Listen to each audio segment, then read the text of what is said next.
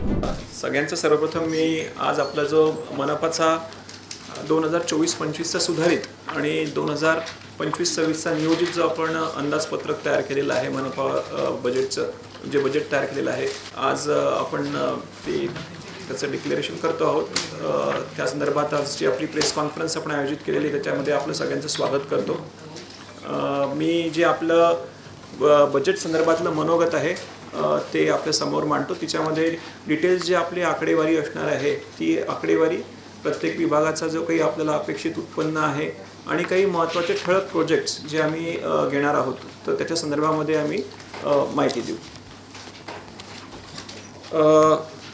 महाराष्ट्र महानगरपालिका अधिनियमाचे कलम 103 व कलम 104 नुसार सन 2024-25चे सुधारित अंदाजपत्रक याच्यामध्ये सुरुवातीची शिल्लक जी आहे ती 1234.98 कोटी, यामध्ये महसूल तसेच महसुली जमा 4067 कोटी असं एकत्रित जमा 53,5302.45 कोटी एवढी जमा टोटल आणि खर्च 4603 कोटी याच्यासह 698.87 कोटी शिल्लकीचा हा 2024-25चा आपला सुधारित अंदाजपत्रक असणार आहे। आणि जो पुढच्या वर्षीचा आपला अंदाजपत्रक आहे तिच्यामध्ये ते आपण महाराष्ट्र महानगरपालिका अधिनियमाचे कलम 95 नुसार जे सादर करत असतो तिच्यामध्ये जी आपली सुरुवातीची सुधारित बजेटमधली ओपनिंग बॅलन्स असतो म्हणजे 698 करोड जो आपला ओपनिंग बॅलन्स असणार आहे आणि अपेक्षित जमा म्हणजे एकूण टोटल रिसीट्स जे आहेत आम्हाला त्या 4739 कोटी अपेक्षित आहेत। असा एकूण 5438.61 कोटी ही टोटल रिसीट्स साईडला असणार आहे आणि अपेक्षित खर्च जो आहे तो 5399.05 कोटी आमचा अपेक्षित आहे 2025-26 मध्ये। आणि हे सगळं केल्यानंतर एकूण आपला जो शिल्लकीचा अर्थसंकल्प आहे हा 39.56 कोटीच्या शिल्लकीचा अर्थसंकल्प आपण आज सादर करत आहोत। परिवहन उपक्रमासाठीच्यामध्ये जे महत्त्वाचे मुद्दे आहेत ते मी आपल्याला आता सांगणार आहे। एकदा माझं निवेदन आटोपल्यानंतर आपले जर काही हे असतील प्रश्न असतील तर त्याच्यामध्ये मला डिटेल्स मग त्याला उत्तर देता येईल। तर परिवहन उपक्रम जे आहे त्यासाठी सुद्धा महानगरपालिकेच्या बजेटमधनं आपण त्यांना काही क्रॉस सबसिडायझेशन जे असतं ते करत असतो। तर 2024-25च्या सुधारित अंदाजपत्रकामध्ये साधारणतः 165 कोटी रुपये आपण रक्कम त्यासाठी ठेवली आहे जी आपण ट्रान्सपोर्ट युनिटला 24-25 मध्ये एकूण वर्ग करणार आहोत आणि 25-26 साठी 170 कोटी एवढी जी रक्कम आहे ती आपण परिवहन विभागाला वर्ग करणार आहोत। 2025 आणि 26 मधला जो आता आपला अंदाजपत्रक आहे तिच्यामध्ये या वर्षी आपल्याला एकूण 4739 कोटी हा टोटल रिसीट्स अपेक्षित आहे। तिच्यामध्ये मनपाची जी स्वनिधी आहे म्हणजे मनपाच्या स्वतःच्या ह्याच्यात आहे त्याच्यात 3572 कोटी ही मनपाची स्वनिधी असणार आहे आणि शासनाकडनं आम्हाला जे अनुदान प्राप्त होणं अपेक्षित आहे ते म्हणजे 1167.54 कोटी 1167.54 कोटी। आणि जर आपण महसुली खर्च आणि भांडवली खर्च बघितला तर 2025-26 मध्ये एकूण महसुली खर्च हा 2364 कोटी व भांडवली खर्च हा 2872 कोटी एवढा अपेक्षित आहे म्हणजे भांडवली खर्च हा महसुली खर्चापेक्षा जास्त आहे। वेगवेगळे जे आपले उत्पन्नाचे स्रोत आहेत त्या स्रोतांमध्ये एक महत्त्वाचं जे उत्पन्न आहे आपलं की जे आपल्याला GSTच्या कंपेन्सेटरी ग्रँट्स येत असतात शासनाकडनं तिच्यामध्ये 24-25 मध्ये आम्हाला साधारणतः 1640 कोटी जे आहे ते प्राप्त होतील। दरवर्षी याच्यामध्ये इन्क्रीमेंट होत असते तर साधारणतः 8% एवढी इन्क्रीमेंट कन्सिडर करून 2025-26 मध्ये 1772 कोटी इतक्या GSTच्या ज्या ग्रँट्स आहेत त्या शासनाकडनं प्राप्त होणं अपेक्षित आहे। आणि मुद्रांक शुल्क म्हणजे स्टॅम्प ड्युटीच्या अगेन्स्ट जे आम्हाला निधी मिळत असतो त्याच्यामध्ये साधारणतः 70 कोटी निधी जो आहे तो 25-26 मध्ये आपल्याला प्राप्त होईल असं अपेक्षित आहे। मालमत्ता कर हा दुसरा एक आपला फार महत्त्वाचा सोर्स ऑफ इन्कम आहे। याच्यामध्ये आपण बघितलं तर आजच्या घडीला साधारणतः 6.68 लक्ष एवढ्या मालमत्ता ज्या आहेत त्याचं आपण GIS सर्वेक्षण करून घेतलं आहे। त्याचं प्रॉपर आपल्याकडे GIS मॅपिंग झालेलं आहे। या चालू म्हणजे 24-25च्या वर्षामध्ये साधारणतः आपण 11,063 इतक्या नवीन मालमत्ता ज्या आहेत त्या आपल्या सर्वेक्षणातनं किंवा काही लोकांनी आपल्याकडे ॲप्लिकेशन करून त्या आपल्या टॅक्स मिनिटमध्ये आल्या आणि त्यांचं चालू डिमांड 4.52 कोटी आणि बकाया जी आपण ज्या नव्याने निदर्शनास येतात तेव्हा काही 6 वर्ष पाठीमागे जाऊन त्यांच्यावर टॅक्सेशन आपण लावत असतो, तर तो बकाया पकडून साधारणतः 19.87 कोटी एवढी जी रक्कम आहे ती तेवढ्या रकमेच्या नवीन मालमत्तांचं सर्वेक्षण जे आहे ते 24-25मध्ये आपल्याकडे ॲडिशन झालेले आहे. यावेळेस पहिल्यांदाच आपण 24-25मध्ये भारतीय डाक सेवेमधनं स्पीड पोस्टच्या सुविधेतनं जी आपली मालमत्ता कराची बिलं जी आहेत ती आपल्या ज्या मालमत्ता धारक आहेत त्यांना देण्याचा हे केला होता. त्याच्यामध्ये साधारणतः आपल्याकडे 2,82,955 एवढ्या मालमत्तांना स्पीड पोस्टच्या द्वारे आपण बिलं जी आहेत ती दिली. काही जे आहेत आपल्या रेकॉर्डमधले ॲड्रेसेस जे आहेत ते पोस्टल ॲड्रेसच्या रिक्वायरमेंटनुसार नसल्यामुळे ते ॲड्रेसेस आता आपण अपडेट करणार आहोत, जेणेकरून 100% किंवा किमान जास्तीत जास्त 90% तरी आपण आपली जी बिलं आहेत ही स्पीड पोस्टने डिलिव्हर करू शकू. आणि याचा फायदा असा होतो की टाइमली बिल डिलिव्हरी होते आणि अश्युअर्ड डिलिव्हरी असते. म्हणजे बरेचदा नाहीतर लोकांची तक्रार अशी असते की आम्हाला बिल मिळत नाही आणि त्याच्यामध्ये काही प्रमाणामध्ये वस्तुस्थिती पण होती. तर ती ऑफसेट करण्यासाठी आणि आमचं मनुष्यबळ लिमिटेड आहे, तर त्याच्यासाठी आम्ही स्पीड पोस्टची जी सुविधा म्हणजे ज्याच्यामार्फत आम्ही बिल वाटप सुरू केलं होतं ते आम्ही 2025-26मध्ये सुद्धा कंटिन्यू करणार आहोत. ॲड्रेसेसमध्ये अपडेशन करून जास्त पर्सेंटेजमध्ये हे बिलं स्पीड पोस्टने डिलिव्हर होतील याच्यासाठी प्रयत्न करणार आहोत. जी मालमत्ता करामधल्या आपल्या ज्या 12 विविध सुविधा असतात ज्या आपल्याला महाराष्ट्र सेवा हमी कायद्याअंतर्गत द्यायच्या असतात त्या सर्व ऑनलाईन सुविधा आपण उपलब्ध करून दिलेल्या आहेत. त्याच्यामध्ये मॅक्झिमम लोकांनी त्याचा लाभ घ्यावा हे पण मी आपल्यामार्फत एक हे करतोय आवाहन. 2025-26मध्ये आपण चॅटबोटच्या हे आहे व्हॉट्सॲपमध्ये जे आपलं आहे चॅटबोटच्या माध्यमातून आपण काही सुविधा सुरू करतो, तर त्याच्यामध्ये व्हॉट्सॲपवरनं सुद्धा आपली बिलांची जे पेमेंट आहे प्रॉपर्टी टॅक्सचं ते करता यावं याची आपण सुविधा आता नवीन वर्षामध्ये उपलब्ध करून देणार आहोत, जेणेकरून लोकांना अधिक सुलभपणे त्यांचं जे प्रॉपर्टी टॅक्सचं बिल असेल ते भरता येईल. एक नवीन आपण जी हे सुरू करतो आहोत की ग्रीन बिल्डिंग जे आहेत ज्यांना ग्रीन बिल्डिंगचं सर्टिफिकेशन झालेलं आहे तिच्यामध्ये बेसिकली आपल्याकडे 4 जर हे आहेत म्हणजे काही पॉझिटिव्ह आपण इन्सेंटिव्ज म्हणतो. जर काही चांगली कामं केली असतील त्यांना आपण प्रॉपर्टी टॅक्समध्ये इन्सेंटिवाइज करतो, त्यांना सूट देतो. तर अशामध्ये रेन वॉटर हार्वेस्टिंग असेल किंवा कुर्मी मिश्र खत तयार करण्याचं असेल किंवा सौर ऊर्जेचा वापर असेल किंवा STP नुसार वॉटर रिसायकलिंग असेल, तर हे 4ही जर आयटम्स असतील तर आपण आतापर्यंत सामान्य करामध्ये 10%ची त्यांना सूट द्यायचो. तर या 4 आयटम्स बरोबर जर आता त्या बिल्डिंगला ग्रीन बिल्डिंगचं सर्टिफिकेशन असेल तर त्यांना आपण सामान्य करामध्ये अतिरिक्त काही सूट जी आहे ती प्रस्तावित केलेली आहे. इंडियन ग्रीन बिल्डिंग काउन्सिलच्या द्वारे 3 कॅटेगरीमध्ये सर्टिफिकेशन दिलं जातं, प्लॅटिनम, गोल्ड आणि सिल्वर. जर ज्यांचं प्लॅटिनम हे सर्वात वरचं असतं तर प्लॅटिनम ग्रीन बिल्डिंग ज्यांना असेल त्यांना सुरुवातीची 10% जी सूट आहे त्याचबरोबरीने अतिरिक्त 10% एवढी 20%ची सामान्य करामध्ये सूट दिली जाईल. जर गोल्ड ग्रीन बिल्डिंगचं सर्टिफिकेशन असेल तर 7.5% अधिकची सूट दिली जाईल आणि सिल्वर ग्रीन बिल्डिंगचं जर सर्टिफिकेशन असेल तर 5%ची अतिरिक्त सूट जी आहे ती सामान्य करामध्ये दिली जाईल. म्हणजे 4ही जे आपले जे सुरुवातीला आपण ज्या बेसिसवर 10% सूट द्यायचो ते 4ही जर त्यांनी सुविधा तिथे उपलब्ध केल्या असतील आणि प्लस हे सर्टिफिकेशन्स असतील तर त्याच्या प्रकारानुसार सिल्वरला अतिरिक्त 5%, गोल्डला अतिरिक्त 7.5% आणि प्लॅटिनमला अतिरिक्त 10% एवढी आपण सामान्य करामध्ये सूट प्रस्तावित केलेली आहे. यावर्षीचं आपलं सुधारित याच्यामध्ये 325 कोटीचं आपलं हे होतं 24-25मध्ये आणि 25-26मध्ये आपल्याला 350 कोटीचं आपण जे आहे ते उत्पन्नाच्यामधनं अपेक्षित केलेलं आहे. सार्वजनिक आरोग्य अभियांत्रिकी विभाग म्हणजे PH पब्लिक हेल्थ इंजिनिअरिंग विभाग याच्यामध्ये 2025-26मध्ये आपल्याला पाणी दरातनं साधारणतः 250 कोटी निधी जो आहे तो मिळणं अपेक्षित आहे. आणि शासनाच्या विविध ज्या योजना आहेत त्यांचं बऱ्यापैकी जे योजना आहेत त्या PH विभागाशी निगडित आहेत. तिच्यामध्ये अमृत योजना झाली किंवा नाग नदी किंवा पोहरा नदी प्रदूषण निर्मूलनाच्या योजना आहेत, तर या योजनांचं सुद्धा अंमलबजावणी या विभागामार्फत होत असते.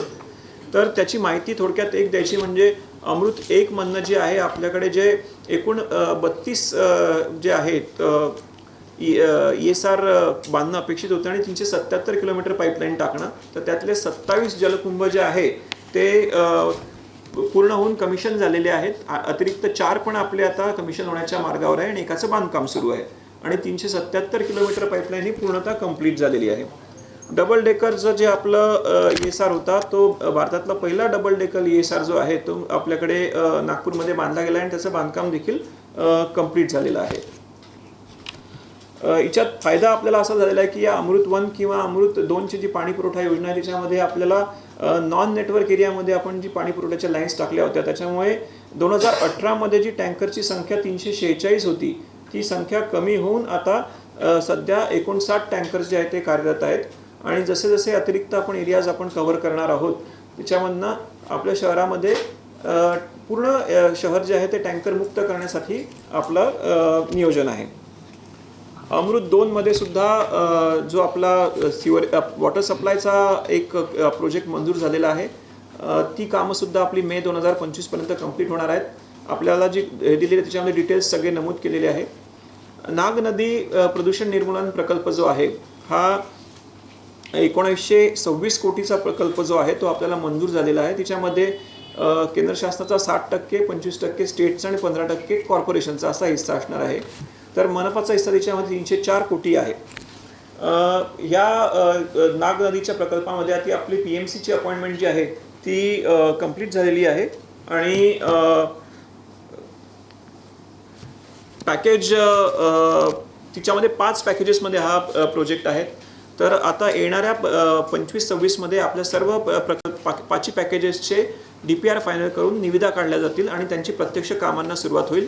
त्यातल्या पॅकेज नंबर 5 म्हणजे जो इलेक्ट्रिक क्रेमेटोरियाचा जो पार्ट आहे त्याचं DPR ऑलरेडी रेडी आहेत आणि त्या निविदासुद्धा आता लगेच येत्या 7-8 दिवसामध्ये आपण पब्लिश करू शकणार आहोत. त्याचबरोबर महत्त्वाचा एक जो प्रोजेक्ट आहे तो पोहरा नदी चा प्रदूषण निर्मूलनाचा प्रोजेक्ट आहे. त्याच्यामध्ये एकूण 5 पॅकेजेसच्या सगळ्यांच्या आपल्या वर्क ऑर्डर्स सुरू झालेल्या आहेत आणि कामं सगळी सुरू आहेत. घनकचरा व्यवस्थापनाच्या संदर्भामध्ये बायोमायनिंगसाठी सुद्धा आपण 2019 ते 2023 मध्ये बायोमायनिंग करून मनपाची साधारणतः 55 एकरची जागा जी आहे ती मोकळी केली होती. त्याचबरोबरीने आता अतिरिक्त आपली SBM2 मध्ये सुद्धा बायोमायनिंगची आपण वर्क ऑर्डर दिलेली आहे. तिच्यामध्ये साधारणतः 10.5 लक्ष टन आणि तिच्यात अतिरिक्त क्वांटिटी असेल तर ती सुद्धा SBM2 मध्ये ते फंड करणार आहेत.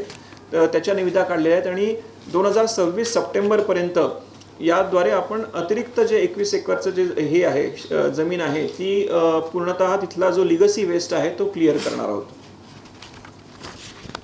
ससबिडीचा जो प्रकल्प आहे त्याची आता प्रकल्प उभारण्याची जी आहे ती प्रक्रिया सुरू आहे सॉलिड वेस्ट प्रोसेसिंगची.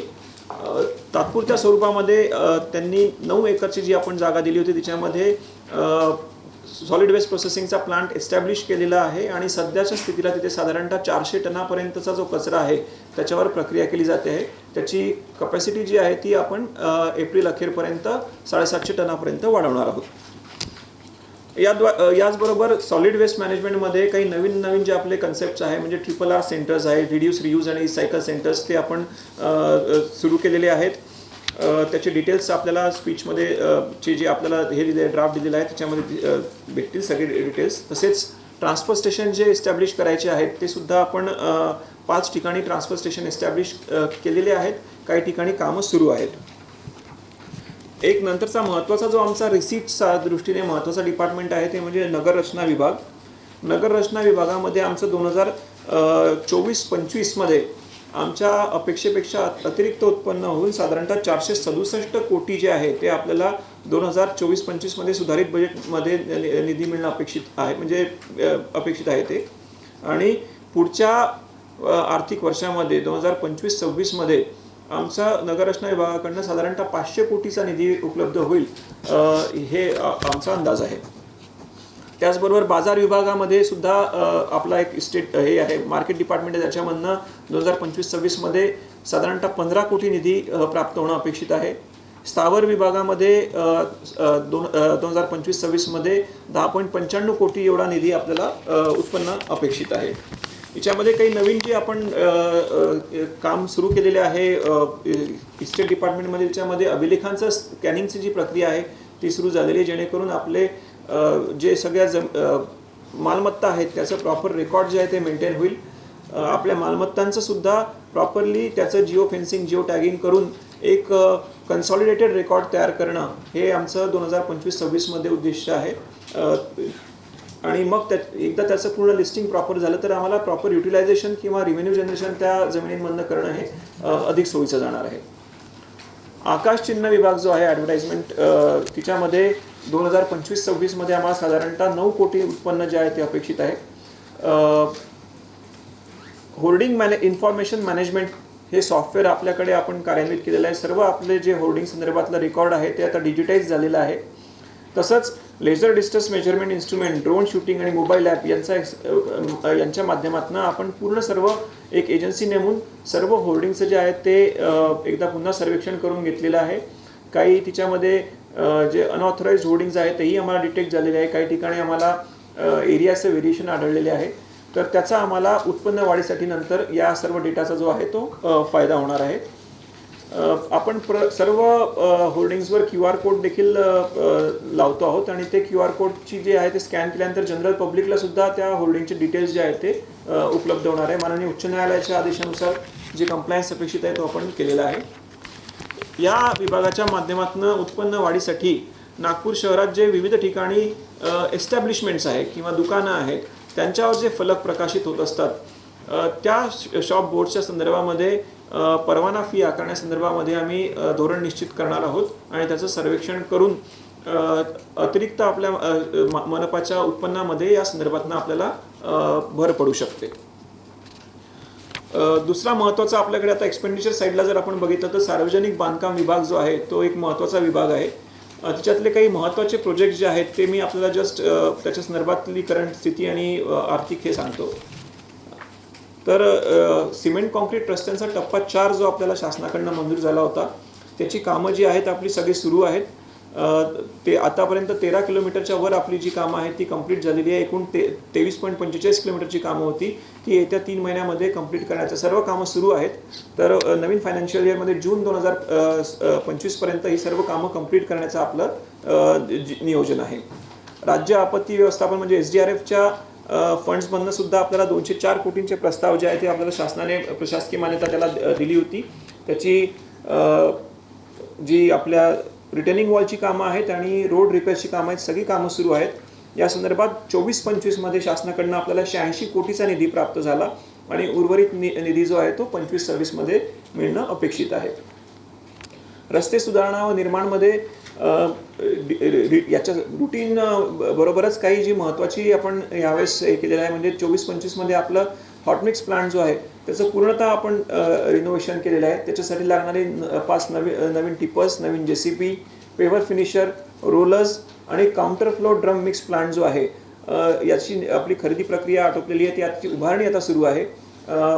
31 मार्चपर्यंत किंवा आणखी म्हणजे 15 एप्रिल पुढच्या येत्या एका महिन्याच्या कालावधीमध्ये हा नवीन प्लांट जो आहे तो आपला कार्यान्वित होणं अपेक्षित आहे. जेणेकरून आपल्याला जी मनपामार्फत सुद्धा काही रोड जे क्रिएट्स करायचे असतील म्हणजे पॅचवर्क बरोबरीने नवीन आपण डांबर रोड जे आहेत ते सुद्धा करू शकू. येत्या बजेटमध्ये आपण ब्रिजेसच्या निर्माणासाठी सुद्धा 30 कोटीची अतिरिक्त तरतूद ठेवलेली आहे. काही जे आपल्या नदीवरचे जे ब्रिजेस आहेत तिच्यामध्ये मल्टिपल पियर्स असल्यामुळे पाण्याच्या प्रवाहाला अवरोध होतो असं जे ऑब्झर्वेशन होतं. आपल्याकडे जेव्हा disaster management point of view एक एजन्सी शासनाने नेमली होती आणि त्यांचे काही जे सजेशन्स आले होते त्याच्यामध्ये हा एक हे होतं की जे जुने ब्रिजेस आहेत त्याच्या मल्टिपल पियर्स असल्यामुळे पाण्याच्या प्रवाहाला अवरोध होतो. तर त्याला बदलून जिथे पियर नाही म्हणजे सिंगल स्पॅन चे ब्रिजेस जे आहेत ते करावे. तर त्याच्यासाठी मनपाच्या मार्फत आपण प्रायोरिटी ब्रिजेस काही आयडेंटिफाय करून त्याचं इम्प्लिमेंटेशन पुढच्या आर्थिक वर्षामध्ये करणार आहोत आणि त्याच्यासाठी 30 कोटी निधी आपण ठेवलेला आहे. स्लम विभागामार्फत विविध कामं आपल्याकडे केली जातात. तर मागासवर्गीय कल्याण विशेष समिती अंतर्गत दुर्बल घटक योजना राबवणे याच्यासाठी आर्थिक वर्ष 24-25मध्ये आपण 48.73 कोटी एवढी रक्कम दिली होती. ती वाढवून आपण 25-26मध्ये 69 कोटी एवढी तरतूद जी आहे ती याच्यासाठी देत आहोत. त्याचबरोबर पे अँड न्यूजच्या स्वरूपामध्ये आपण काही नवीन स्मार्ट शौचालय जे आहेत तर त्यांची कामं सुरू केलेली होती. या बजेट बुकपेक्षाही अतिरिक्त आता काही झालेली आहे. सध्या तिच्यामध्ये 26 कामं जी आहेत ती प्रगतीपथावर आहेत आणि 6 कामं जी आहेत ती पूर्ण झालेली आहेत. तसंच स्वच्छ भारत मिशन मार्फतही आपल्याला काही आकांक्षी टॉयलेट्स बांधायचे होते, त्याचं सुद्धा बांधकाम जे आहे आपलं सुरू आहे. घरकुल योजना ज्या आहेत त्या घरकुल योजनेमध्ये रमाई योजना जी आपल्याकडे राबवली जाते अनुसूचित जाती व नवोदित घटकांसाठी, तर त्याची अंमलबजावणी देखील सुरू आहे. 2024-25मध्ये साधारणतः 1107 एवढ्या नवीन घरकुल बांधण्यासाठी आपण परवानगी दिली आणि याच आर्थिक वर्षामध्ये साधारणतः 1520 घरं जी आहेत ती आपली बांधकाम पूर्ण झाली. त्याच्यामध्ये 23-24 मधली जी काही 413 उर्वरित होती ती सुद्धा आपण इन्क्लूड केलेली आहे. अशी एकूण 1520 घरकुलं जी आहेत रमाईमधली ती कंप्लीट झाली आणि 25-26मध्ये साधारणतः आपण 2500 घरकुलं जे आहे ते बांधण्याचं उद्दिष्ट ठेवलेलं आहे. हे रमाई योजनेसाठी आहे. लोकशाहीर अण्णाभाऊ साठे नागरी दलित वस्ती सुधार योजना याच्यामधनं आपल्याला DPC मधनं निधी प्राप्त होत असतो, तर आम्हाला साधारणतः 25-26मध्ये 90 कोटी इतका निधी याच्यामध्ये अपेक्षित आहे. प्रकल्प विभागामार्फत विविध प्रकल्प जे सुरू आहेत त्याच्यामध्ये देवडिया प्रकल्प जो आहे आपल्या देवडियाचं आपलं मोठं मॅटर्निटी हॉस्पिटल आपण बांधतो आहोत. नंदग्रामचा प्रकल्प जो आहे तो सुरू आहे. नंदग्रामचा निधी आपल्याला प्राप्त झालेला आहे. देवडियाचा जो निधी आहे राज्य शासनाकडचा उर्वरित निधी तो 25-26मध्ये येणं आम्हाला अपेक्षित आहे. आपल्याला जे मूर्ती विसर्जन कुंडसाठी निधी प्राप्त झाला होता त्याच्यातले 3 कामं आपल्याकडे सुरू होते. गोरेवाडा, लकडगंजला कच्ची विसा मैदानामध्ये आणि पोलीस लाईन टाकळीमध्ये. तर कच्ची विसाचं काम जे आहे ते कंप्लीट झालेलं आहे. गोरेवाडा आणि पोलीस लाईन टाकळीचं जे आहे विसर्जन कुंडाचं काम प्रगतीपथावर असून 25-26मध्ये आपण हे काम कंप्लीट करत आहोत. त्याचबरोबर जिजाऊ स्मृती संशोधन केंद्रासाठी आपल्याला जी 36.39 कोटी रुपयाचं सुधारित प्राकलन पाठवलं होतं त्याला शासनाची प्रशासकीय मान्यता प्राप्त झालेली आहे आणि त्याची उर्वरित कामाचं जे निविदा काढून ते काम पूर्ण करण्याचं काम जे आहे ते 25-26मध्ये केलं जाईल. एक जो आपण नवीन प्रकल्प राबवतो आहोत की केंद्र शासनाच्या मार्फत एक क्लीन स्ट्रीट फूड हब जे आहे म्हणजे सुनियोजित असे स्ट्रीट फूडचं एक हब तयार करायचं, त्याचं काम आपल्याकडे घेण्यात आलेलं आहे. त्याच्यासाठी महानगरपालिकेला 1 कोटी रुपये शासनाकडनं मिळाले होते आणि त्यात अतिरिक्त जी काही आवश्यकता आहे तशी साधारणतः 3,80,00,000 आपण त्याच्यामध्ये देतो आहोत. तर पहिल्यांदाच आपल्या शहरामध्ये एक असं क्लीन फूड स्ट्रीट जो आहे तो आपण डेव्हलप करू शकू. त्याचबरोबर टाउन हॉलचं जे काम आहे ते आपलं सुरू आहे आणि येणाऱ्या आर्थिक वर्षामध्ये 25-26मध्ये हे काम आपण कंप्लीट करणार आहोत. त्याचा निधी जो आहे तो राज्य शासनाकडनं प्राप्त झालेला आहे. ऑरेंज सिटी स्ट्रीटमध्ये आपण हा आपला एक महत्त्वाकांक्षी असा प्रकल्प आहे की ज्याच्यामध्ये आपण लँड मॉनिटायझेशन जे आहे ते करून महानगरपालिकेसाठी निधी उभारतो आहोत. तर आतापर्यंत प्लॉट 1B, 2A, 5, 18 आणि 4 याच्यासाठी विकसक निश्चित झालेले आहेत आणि त्या दृष्टीने आम्हाला जे निधी आहे साधारणतः 37 कोटीच्या वर निधी आम्हाला आतापर्यंत प्राप्त झालेला आहे. पुढील वर्षी या प्रकल्पांमधनं आणि काही अतिरिक्त इतरही लँड पार्सल जे आहेत ते आम्ही या बेसिसवर DBFOS पद्धतीने डेव्हलपमेंटसाठी देणार आहोत. तर त्याच्यामधनं साधारणतः आम्हाला 96 कोटी निधी जो आहे या लँड मॉनिटायझेशनमधनं 25-26मध्ये उपलब्ध होईल अशी आमचं अपेक्षा आहे. प्रधानमंत्री आवास योजना जी आहे ती केंद्र शासनाची महत्त्वाकांक्षी योजना आहे. त्याच्यामध्ये साधारणतः आपल्याकडे आतापर्यंत BLCचे 722 घरकुलं जी आहेत BLCची ती बांधून कंप्लीट झाली आहे आणि 480चा जो एक HP प्रोजेक्ट होता तो सुद्धा आता पूर्णत्वास आलेला आहे. तिच्यात मे 2025पर्यंत हा प्रकल्प पूर्ण करून आपण त्याच्या ज्या सदनिका आहेत त्यांच्या लाभार्थ्यांना त्याची वाटप करणार आहोत. त्याचबरोबर प्रधानमंत्री आवास योजना 2 ही सुद्धा केंद्र शासनाने राज्य शासनाने केलेली आहे, कार्यान्वित केलेली आहे. तर त्याच्यासाठी सुद्धा आपण लोकांचे जे अर्ज आहेत ते घेण्यासाठी सुरुवात केलेली आहे आणि आपल्याकडे साधारणतः 2 जागा सुरुवातीला आता आपण आयडेंटिफाय केलेल्या आहेत नारीमध्ये, जिथे आपण HP प्रकल्प जे आहेत म्हणजे परवडणारी घरे हा प्रकल्प जो आहे तो त्या ठिकाणी आपण राबवत आहोत. त्याचा DPR आपला तयार झालेला आहे. उद्यान विभागामार्फतही आपण विविध उपक्रम जे आहेत ते राबवले होते. येत्या वर्षामध्ये सुद्धा आपल्याकडे आपण थीम बेस्ड काही पार्क्स जे तयार करायचे आहेत ते निश्चित केलेलं आहे, ज्याच्यामध्ये लता मंगेशकर उद्यानामध्ये ॲडव्हेंचर पार्क करणे, ससाणे लेआउट येथे एक आयुर्वेदिक पार्क तयार करणे, सुयोगनगर येथे रॉक गार्डन तयार करणे, वेगवेगळ्या विविध गार्डन्समध्ये आपल्याला मूलभूत सेवा सुविधांमधनं जे निधी प्राप्त झाला होता त्याचेसुद्धा कामं जे आहेत त्याच्या रिज्युव्हिनेशनची कामं चाललेली आहेत, ते आपण करणार आहोत. फ्लावर फेस्टिवल हा आपण याच्या अगोदर मागच्या वर्षी सुरू केला होता. हे यावेळेस त्याचं दुसरं वर्ष होतं. त्याचं अधिक त्याला व्यापक स्वरूप द्यायचं विचार आहे. त्यासाठी आवश्यक जी बजेटरी प्रोव्हिजन आहे ती सुद्धा आम्ही बजेटमध्ये केलेली आहे. मनपाच्या वतीने एकूण आपण 2024-25 मध्ये 90,000 वृक्षांची लागवड केलेली होती. 25-26 मध्ये साधारणतः 1.5 लाख वृक्ष जे आहेत ते आपल्याला लावायचं आपलं नियोजन आहे. त्याच्यासाठी आपला ट्री ऑथॉरिटीचा म्हणजे ट्री ऑथॉरिटी आपली एक कमिटी असते जिथे आपण ट्री कटिंगसाठी जेव्हा निधी देतो त्याचा निधी आपण जमा करत असतो त्याच्या बजेटमधनं.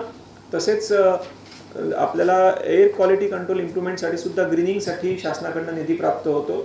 अशा विविध बजेटरी सोर्सेसमधनं आपण आपल्या शहराचं ग्रीन कव्हर वाढवण्यासाठी सुद्धा प्रयत्न करणार आहोत. मी जसं आपल्याला सांगितलं की ॲडव्हेंचर गार्डन जे आहे ते आपण एक लता मंगेशकर गार्डनमध्ये हे करणार आहोत. त्याच्यामध्ये वेगवेगळे जे झिप लाईन, रोपवे, हाय रोप सोर्सेस असे वेगवेगळे जे आपले ॲडव्हेंचर स्पोर्ट्स असतात ते त्याच्यामध्ये अवेलेबल करून देणार आहोत. त्याचा खर्च साधारणतः आपल्याला 5 ते 6 कोटी इतका अपेक्षित आहे. त्याचबरोबर आपण फ्रेंड्स ऑफ गार्डन ही योजनासुद्धा राबवली गार्डनच्या याच्यासाठी. त्याला अधिक फॉर्मलाईज करण्याचा आमचा मानस आहे, कारण की तिच्यामधनं आम्हाला ज्या काही तक्रारी किंवा फीडबॅक मिळतात त्याच्यामधनं डिपार्टमेंटच्या कामाची इम्प्रूव्हमेंट होत आहे. त्याच्यामध्ये विद्युत विभागामध्ये आपण एक महत्त्वाकांक्षी प्रकल्प जो राबवतो आहे म्हणजे IITMS intelligent and integrated traffic management system. तर त्याच्या कार्यदेश निर्गमित होऊन काम ॲक्च्युली सुरू झालेलं आहे आणि येत्या आर्थिक वर्षामध्ये हा प्रोजेक्ट पूर्ण करण्याचं 25-26 मध्ये आपलं नियोजन आहे. त्याचबरोबर काही MSCDCLचे जे हे आहेत रोड वायडनिंग नंतर ते खांब मध्ये राहिलेले असतात, त्याच्यामध्ये अशावेळी त्या खांबांना आणि वायर्स जे आहेत ते शिफ्टिंग करण्यासाठी म्हणून आम्ही बजेटमध्ये प्रोव्हिजन केलेली मागच्या वर्षी पण केली होती. त्यात आम्ही काही 9 ते 10 कामं आयडेंटिफाय केलेले आहे मनपाच्या अखत्यारीतल्या रस्त्यांचे. ते यावर्षीसुद्धा आम्ही ती प्रोव्हिजन उपलब्ध करून दिलेली आहे. त्याच्यामध्ये आपण हे लाईन ज्या आहेत त्या वीज वाहिन्या भूमिगत करण्याचं काम करणार आहोत. त्याचबरोबर इल्युमिनेशनची जी कामं आहेत म्हणजे सिटी ब्युटिफिकेशनमध्ये इलेक्ट्रिक डिपार्टमेंटमार्फत इल्युमिनेशनची वेगवेगळी कामं केली जातात, ज्याच्यामध्ये आपण राजीव गांधी गार्डनमध्ये ग्लो गार्डन तयार केलं, तसंच रामझुलाचं आपण हे केलं, इल्युमिनेशन केलं. वेगवेगळे जे आपले ओव्हरब्रिजेस आहेत किंवा चौक आहे, डोट डिवायडर्स आहेत, तिथे इल्युमिनेशनची कामं केली, ती सुद्धा आपण पुढच्या आर्थिक वर्षामध्ये सुद्धा नियोजित आहे. तसंच एक जो आपण इलेक्ट्रिक व्हेकल चार्जिंग स्टेशन्स जे आहेत ते PPP स्वरूपामध्ये 11 ठिकाणी इलेक्ट्रिक चार्जिंग स्टेशन्स जे आहेत व्हेकल चार्जिंग स्टेशन्स ते आपण उभारणार आहोत. त्याची डिटेल लिस्ट जी आहे ती आपल्याला दिलेल्या निवेदनामध्ये नमूद केलेली आहे. त्याची निविदासुद्धा पब्लिश झालेली आहे. विकासक फायनल करून येत्या 2 ते 3 महिन्यामध्ये त्यांचं काम जे आहे त्याच्या संदर्भात सुरू होईल. आरोग्य विभागामार्फत आपलं रेग्युलरली विविध योजना सुरूच असतात. साधारणतः आपल्याकडे 51 UPSCs आहे NUHMच्या अंतर्गत आणि या व्यतिरिक्त मनपाची इतर आपली हॉस्पिटल्ससुद्धा असतात, डिस्पेन्सरीज आहेत. एक महत्त्वाकांक्षी जो प्रकल्प आहे आरोग्यवर्धिनी केंद्रांचा HWC, ते आपल्याला आपण त्यांची संख्या वाढवतो आहोत. आतापर्यंत एकूण 52 आरोग्यवर्धिनी केंद्र आपले कार्यरत झालेले आहेत. त्याची संख्या वाढवून साधारणतः 80 पर्यंत करण्याची या आर्थिक वर्षामध्ये नियोजन आहे, जिथे आपल्याला म्हणजे गल्ल्यां म्हणजे आपल्या लोकलाइज्ड एरियामध्ये आपल्याला जी काही प्रायमरी मेडिकल ट्रीटमेंट अपेक्षित आहे ती तिथे लोकांना उपलब्ध होऊ शकेल. आपला मनपामार्फत जो डायलिसिसचा प्रकल्प चालवला जातो तो यावर्षी देखील आपण पुढे कंटिन्यू करणार आहोत. 2024-25 मध्ये आपण इंदिरा गांधी रुग्णालय, पाचपावली सुतिकागृह, सदर येथील नवनिदान केंद्र आणि हिवरीनगर येथील UPSC येथे फिजिओथेरपी युनिट्स जे आहेत ते सुरू केलेले आहेत. ते सुद्धा आपण पुढे कंटिन्यू करणार आहोत. त्याचबरोबरीने टेलिमेडिसिनचा एक नवीन उपक्रम जो आहे तो आपण CSRच्या माध्यमातून 2 PSCमध्ये सुरू केला होता. त्याचा इव्हॅल्युएशन करून येत्या 3 महिन्यामध्ये त्याचं जे इव्हॅल्युएशन करून त्याला आणखी त्याचा स्कोप वाढवण्यासाठी आपण प्रयत्न करणार आहोत. एक स्वयं digital prevention healthcare ecosystem point of care diagnostic यांच्यामार्फत आपण ज्या डिजिटल प्रिव्हेंटिव्ह हेल्थकेअर इकोसिस्टीमचे जे काही मशीन्स असतात बेसिकली याच्यामध्ये 92 प्रकारच्या वेगवेगळ्या तपासण्या केल्या जातात. त्या 6 ठिकाणी आपण अशा ज्या हे आहेत सिस्टीम्स आहेत त्या उभारले म्हणजे त्याच्यासाठी वर्क ऑर्डर्स दिलेल्या आहेत त्या येत्या आर्थिक वर्षामध्ये कार्यान्वित होतील. आरोग्य विभागाच्या मार्फत म्हणजे सॉलिड वेस्ट मॅनेजमेंटच्या संदर्भामध्ये आपण विविध ज्या एजन्सीज आहेत त्यांच्यामार्फत डोर टू डोर कलेक्शन करून कचरा उचलत असतो. त्यासाठी अधिक इफेक्टिव्हली मॉनिटरिंग करण्यासाठी आपण व्हेकल ट्रॅकिंग सिस्टीम जी आहे, कमांड अँड कंट्रोल सिस्टीम जी आहे ती उभारलेली आहे. त्याला अधिक इफेक्टिव्ह करण्याचा आपला पुढच्या आर्थिक वर्षामध्ये प्लॅनिंग आहे. एक ॲनिमल हजबंडरी डिपार्टमेंट मार्फत एक महत्त्वाचा उपक्रम म्हणजे जे आपलं शेल्टर हाऊस आहे डॉग्ससाठीचं त्याचं अद्ययावतीकरण जे आहे ते पुढच्या आर्थिक वर्षामध्ये आपण केले. त्याचा DPR तयार केलेला आहे. त्यासाठी स्वतंत्र असा 7.5 कोटी रुपयाची तरतूद जी आहे ती आम्ही केलेली आहे. त्याचबरोबर आपलं भांडेवाडी इथे जे ॲनिमल क्रिमेटोरियम आहे त्याचं काम सुरू आहे ते काम हे पुढच्या आर्थिक वर्षामध्ये कंप्लीट करणार आहोत. दहनघाट आणि कब्रस्थानांचा विकास करण्यासंदर्भात सुद्धा आपल्याकडनं कंटिन्यूअस काम केलं जात आहे. काही महत्त्वाचे दहनघाट आहेत त्या ठिकाणी प्रॉपर DPR तयार करून त्याचा विकास करण्यासंदर्भामध्ये नियोजित आहे येत्या आर्थिक वर्षामध्ये. आणि पर्यावरणपूरक अशा पद्धतीने शवदहन व्हायला पाहिजे याच्यासाठी आपण 6 ठिकाणी ब्रिकेट्सच्या मार्फत जे हे करतो 6 दहनघाटांवरती ब्रिकेट्सच्या मार्फत केलं जातं. तेच वाढवून आता आपण अतिरिक्त आणखी 9 घाट तिच्यामध्ये करणार आहोत. आणि पर्यावरणपूरक जे ब्रिकेट्समधनं दहन होईल त्याचा काही जो ॲडिशनल खर्च येणार आहे ते आपण फ्री ऑफ कॉस्ट देत असतो. त्याचा जो काही ॲडिशनल खर्च येणार आहे तो आपल्या बजेटमध्ये आपण कन्सिडर केलेला आहे. त्याचबरोबरीने आपल्याकडे 2 घाटांवर डिझेल आणि 3 घाटांवर LPGचे पण हे आहे शववाहिनी हे आहे शवदाहिनी आहेत. तर त्याचा स्कोपही आता आपण त्याच्यामध्ये पण इन्क्रीज करणार आहोत. समाज कल्याणमार्फत विविध ज्या योजना राबवल्या जातात त्यासाठी सफिशियंट आर्थिक तरतूद जी आहे ती आपल्या याच्यामध्ये केलेली आहे. त्यांचे डिटेल्स जे आहे वेगवेगळ्या योजनांचे कारण संख्या खूप मोठी आहे तर ती आम्ही सगळी याच्यामध्ये नमूद केलेलं आहे. जी एक मागच्या वेळेस आपण सुरू केलेली योजना होती की मनपांचा ज्या आमच्या मनपा शाळांमधल्या मुली आहेत ज्यांचा 80% वर उपस्थिती आहे त्यांना आपण उपस्थिती भत्ता जो आहे तो देतो. तो साधारणतः प्रत्येक मुलीला 4,000च्या पर्यंत वार्षिक एवढा आपण उपस्थिती भत्ता देणार होतो. तर त्याची डिस्ट्रीब्युशनची जी प्रक्रिया आहे ती आता आपण म्हणजे यावर्षीची पण कंप्लीट करतो आहोत आणि पुढच्या वर्षीसुद्धा आपण सेम हे जे आहे स्कीम आहे ती कंटिन्यू करणार आहोत. एक दिव्यांग व्यक्तींच्या सर्वेक्षणाचा आपण उपक्रम जो आहे तो सुरू केलेला आहे. त्यासाठी आवश्यक असणारी बजेटरी प्रोव्हिजन साधारणतः 1,42,00,000 बजेटरी प्रोव्हिजन आहे. आशांच्या मार्फत आपण करून घेणार आहोत आणि पूर्ण एक डेटाबेस तिच्यामध्ये आपल्याला प्रॉपरली सर्व दिव्यांगांचा मिळेल जेणेकरून अधिक पिन पॉइंटेड आपण दिव्यांग बजेटमधल्या ज्या स्कीम्स आहेत त्या लागू करू शकू. तर त्याचीसुद्धा आवश्यक जी बजेटरी तरतूद आहे ती आपण केलेली आहे. दिव्यांगांसाठी सुद्धा आपल्याला ज्या काही ज्या स्टॅट्युटरीली जे आपल्याला जितकं पर्सेंटेज बजेट ठेवायचं असतं ते सर्व बजेट आपण आपल्या या वर्षीच्या बजेटमध्ये प्रोव्हाइड केलेलं आहे. आणि त्याच्या विविध योजना ज्या आहेत आपण दिव्यांग विकास आराखडा एक वेगळा दरवर्षी तयार करत असतो. यावर्षी म्हणजे त्याच्यातल्या ज्या डिफाईन झालेल्या स्कीम्स आहेत त्या यावर्षीसुद्धा आपण राबवणार आहोत आणि काही अतिरिक्त स्कीम्स ज्या आहेत त्या सुद्धा राबवल्या जातील. NULM मार्फतही आपल्याकडे महिला बचत गटांच्या संदर्भामध्ये काम केलं जातं. त्यात एक महत्त्वाचं 2-3 जे नवीन हे आहेत ते म्हणजे सोनचिडिया जे शहरी उपजीविका केंद्र आहे तिथे आपण नूतनीकरणाचं काम सुरू केलेलं आहे. तिथे महिला बचत गटांच्या प्रॉडक्टचा शॉपिंग मॉल जो आहे तो आपण 2025-26 मध्ये सुरू करणार आहोत. त्यासाठी वर्क ऑर्डर्स देऊन काम सुरू झालेलं आहे. साधारणतः 45 लाख रुपये त्यासाठी ठेवलेले आहे. आणि जलपर्णीपासून हस्तशिल्प व रोजगार निर्मितीचा प्रकल्प जो आहे तो आपण महानगरपालिकेमार्फत मंजूर केलेला आहे. साधारणतः 33 लाखाचा हे आहे तो. त्यात 50 महिलांना लूम मशीनद्वारे आणि 50 महिलांना रोलर मशीनद्वारे जे आहेत वेगवेगळ्या महिला बचत गटमधल्या महिला ज्या असतील त्यांना ट्रेन केलं जाईल आणि पुढे त्यांना प्रोडक्शनसाठी सुद्धा मदत केली जाईल. प्रोडक्शन आणि मार्केटिंगसाठी असा इंटिग्रेटेड तो प्रोजेक्ट आहे. ज्या एजन्सीने याच्यामध्ये चांगलं काम केलेलं आहे अशा एजन्सीच्या सहकार्याने आपण हा प्रोजेक्ट राबवतो आहोत.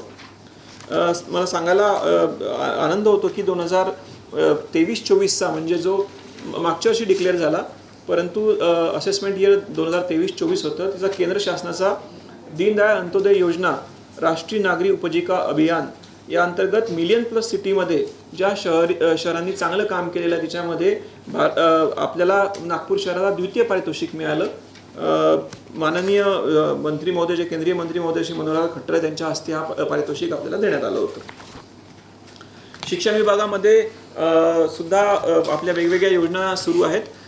नवीन जे आपण प्रकल्प काही घेतो आहोत त्याच्यामध्ये सर्व आपल्या मनपाच्या शाळा आहेत त्याच्यामध्ये आपण CCTVचे इन्स्टॉलेशन जे आहे ते करून घेणार आहोत, कारण की ही शहरातल्या म्हणजे सर्व विद्यार्थ्यांच्या सेफ्टीसाठी ज्या काही गाईडलाईन्स गृह विभागाने, पोलीस डिपार्टमेंटने इश्यू केल्या होत्या त्याच्यानुसार CCTV मॉनिटरिंग होणं अशा ठिकाणी आवश्यक आहे। तर ती एक कंप्लायन्स करण्यासाठी आणि आपल्या शाळांमध्ये सेफ्टीचं वातावरण असावं याच्यासाठी म्हणून आपण सर्व शाळांना CCTV जे आहे त्याच्यामधनं कव्हर करणार आहोत। त्याचबरोबरीने आपण जी एक नवीन बालवाडीच्या विद्यार्थ्यांसाठी सुद्धा पूरक पोषण आहार जो आहे ती योजना सुरू केलेली आहे। त्याच्यासाठी पण ती योजना पुढेही आपण कंटिन्यू करणार आहोत आणि त्याला आवश्यक ती बजेटरी प्रोव्हिजन आपण प्रोव्हाइड केलेली आहे। एक महत्त्वाचा प्रकल्प आपण हे करतोय की काउन्सिलिंग जे आहेत म्हणजे आपल्या शाळांमध्ये काउन्सिलर्स आपण नेमणार आहोत आणि एक हेल्पलाईन सुद्धा काउन्सिलिंगची देणार आहोत, ज्याच्यामध्ये पर्टिक्युलरली लहान मुलांना, काही अडोलेसंट मुलांना जे काही अडचणी असतील त्या काउन्सिलिंग पॉईंट ऑफ व्ह्यू ते त्यांना एकतर त्यांच्या शाळेमध्ये जेव्हा शिक्षक जातील, मनपा शाळांमध्ये आपले काउन्सिलर्स ॲक्च्युली व्हिजिट करतील आणि ज्या मनपा शाळा नाही आहे तिथले जर विद्यार्थी असतील त्यांच्यासाठी आपण हेल्पलाईन पण सुरू करणार आहोत। तर तिथे काही त्यांना प्रॉब्लेम आला तर ते अप्रोच करू शकतात, त्यांना आमची टीम व्हिजिट करेल आणि पुढे काउन्सिलिंग पॉईंट ऑफ व्ह्यू त्यांना मदत करेल। तर हा एक चांगला उपक्रम आपण नव्याने सर्व शाळांमध्ये सुरू करतो आहोत। शिक्षणोत्सव हा आपण त्याचा स्कोप जो आहे तो यावर्षी वाढवणार आहोत, त्यासाठी बजेटरी प्रोव्हिजनसुद्धा आपण यावेळेस वाढवलेली आहे। उपस्थिती भत्त्याबद्दल मी आपल्याला थोडं याच्यापूर्वीच सांगितलेलं आहे। शाळांमध्ये बालवाडीमधनं बेसिकली आपल्याकडे पहिलीमध्ये ॲडमिशन्स होत असतात, तर बालवाडीमध्ये अधिक चांगल्या पद्धतीने लक्ष देण्यासाठी आपण काही जिथे 20पेक्षा अधिक बालकं आहे अशा सर्व बालवाड्यांसाठी कंत्राटी जे बालवाडी शिक्षिका ज्या आहेत त्या सुद्धा आता या नवीन वर्षामध्ये आपण त्यांना नियुक्त करणार आहोत, जेणेकरून तिथे प्रॉपर पद्धतीने एकतर आपण पूरक पोषण आहारही सुरू केला आहे, प्लस प्री प्रायमरी एज्युकेशन जर व्यवस्थित झालं तर ते एकतर शैक्षणिक जी त्यांच्या एज ॲप्रोप्रिएट त्यांना जे स्किल्स यायला पाहिजे त्याचे ते अक्वायर करतील आणि तिथून मग त्या महानगरपालिकेच्या शाळांमध्ये येऊ शकतील। सुपर 75 किंवा याच्या अगोदरच ज्या वेगवेगळ्या आपल्या स्कीम्स झाल्या ज्याचा उल्लेख आपण विचार केलेला आहे त्या पुढेही कंटिन्यू राहतील। आपण नवचेतना प्रोजेक्ट अंतर्गत जवळजवळ 18 शाळांमध्ये 114 डिजिटल बोर्ड लावले, 5 शाळांमध्ये कम्प्युटर लॅब्स अवेलेबल करून दिलेले आहेत। क्रीडा शिक्षक, संगीत शिक्षक, कंत्राटी संगणक शिक्षक हे सुद्धा आपण नियुक्त केले आहेत। शाळेतील लोकांना, विद्यार्थ्यांना एक्स्ट्रा करिक्युलर ॲक्टिव्हिटीजमध्ये त्यांना प्रॉपरली ट्रेन करण्यासाठी आणि ओव्हरऑल यांची डेव्हलपमेंट व्हावी याच्यासाठी एकूण 2025-26 मध्ये शिक्षण विभागासाठी 132 कोटी एवढी आपण निधी जी आहे ती त्याची तरतूद करून दिलेली आहे।